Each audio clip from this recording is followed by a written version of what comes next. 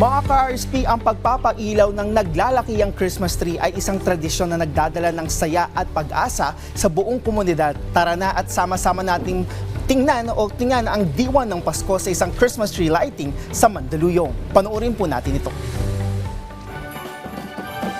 Christmas is in the air na sa isang lifestyle and activity open space sa Mandaluyong dahil sa masigla at makulay nitong kapaligiran matapos sa pagpapailaw at paglulunsad nito sa isang giant Christmas tree na may taas na 60 feet. Our Christmas for generation is really about the tradition of families to spend time with one another, to be together. It's all about hope and peace also, and the warm feeling that we feel this Christmas is more highlighted. Kasabay ng pagpapailaw ay ang photo opportunity kay Santa na kinaliwan ng mga bata at maging ng mga matatanda. Mayroon ding choral presentation kung saan inawit ang ilan sa mga heartwarming Christmas song.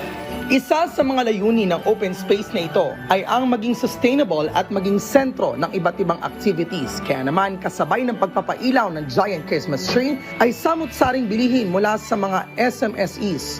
Ito ay ang weekend market na bukas tuwing Biyernes hanggang Linggo, alas 4 ng hapon hanggang hating gabi. We would love to everyone to come celebrate Christmas with us. This place is really an open space where you can breathe and it's not crowded like other places. So it's really time to reconnect, celebrate, and enjoy the spirit of Christmas. Mahalaga ang reconnection sa ibang tao at sa mga mahal natin sa buhay. Kaya mahalaga din ang kontribusyon ng bawat lugar para maipagdiwang ng bawat isa ang diwa ng Pasko at magkaroon ng pagtitipon. Indeed, it's beginning to look a lot like Christmas.